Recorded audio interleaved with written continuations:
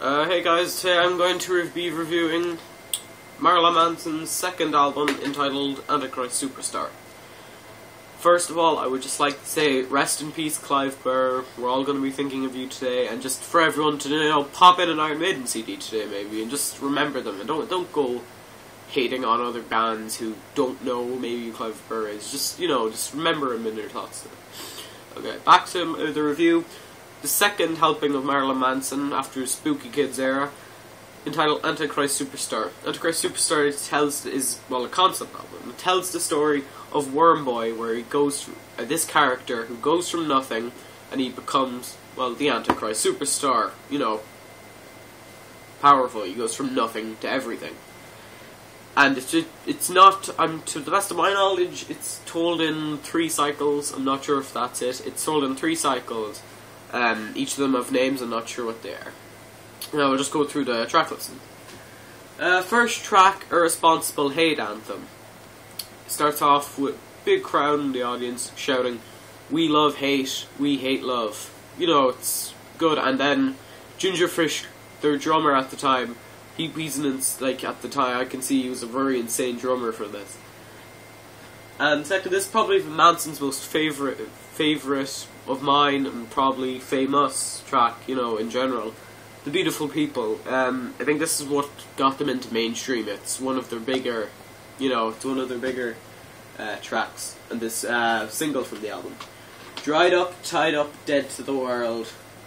Gonna be honest, I don't like that track. I don't know why. I don't know. I find it kind of boring. Next is the guitarist Daisy. Probably he said his least favourite work on the album. I think it's one of his better works on the album. Tourniquet. Everyone, the guitarist Daisy said, "I don't like this." He hated the actual guitar work he did on it. I actually think it's pretty good. Next is Little Worm. It's an okay song. I don't know. At first impressions and hearing it wasn't very good. Cryptor Child. Everyone seems to for the next 2 tracks, Cryptor Child and more obviously the Formography. Everyone seems to count these tracks as filler tracks, including the band themselves. I don't. I think them 2 tracks are very strong, and they both tell the story of Worm Boy very clearly.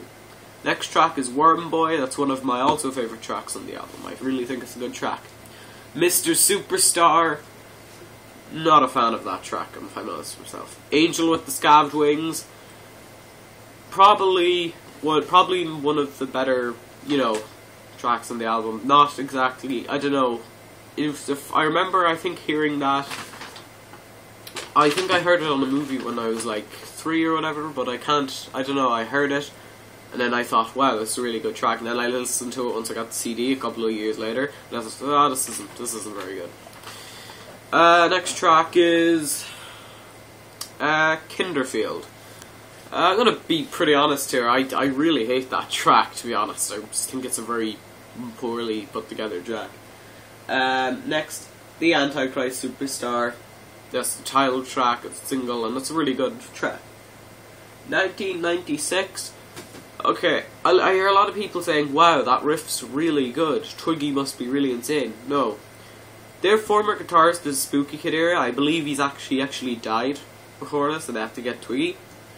That riff, Twiggy basically steals that riff entirely, and he uses it. It's from one of their earlier tracks during the Spooky Kid era. I believe, I don't believe I know the name. It's if I'm your boyfriend, or if you're my girlfriend, or something like that, but I forget the name of it, but that's just blatant copying. It's a good song, but it's just still this blatant copying. Minute of Decay. I don't know, a bit too slow in my opinion. Reflecting God.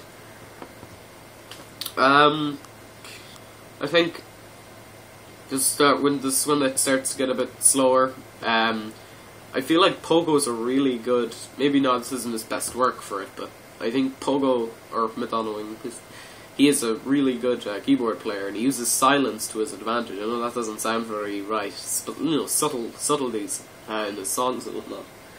And last track, an acoustic, Man That You Fear. I believe it's a very beautiful track, and a perfect outro to the stellar album in itself.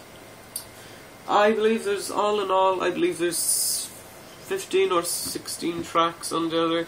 There's also little 4-second hidden tracks, and they all add up to a song called the Ghost Track, which I actually enjoy very much, but it's, I don't know, it's really weird. But all in all, I think it's, like, the track listing itself is very, very well done. I have to put out, though, although other than what Twiggy did, other than the stealing the riff of previous bassist, I really feel like Twiggy is a really exceptional bassist. Maybe this isn't his best album for showing it. I think Hollywood or Portrait would be much better example of his bass pinch skills. But in this album, maybe not so much. But I still do believe he is a very talented bassist, and he's going to be one of my favourite bassists. Marilyn Manson team band, the lineup always has a problem of, for all the good members they have, in this case, Pogo, Gingerfish, and Twiggy. They're always failing on a guitarist, or somehow. You know, they have for every Daisy and John 5, there is a couple of guitarists that they got to go on tour with them, and they do a completely bad job. Here, however, all the tracks that Daisy contributed on are very well done, like Beautiful People. They're all very good tracks. But then when Twiggy and other people start having to take over mainly, that's kind of when it starts to go downhill.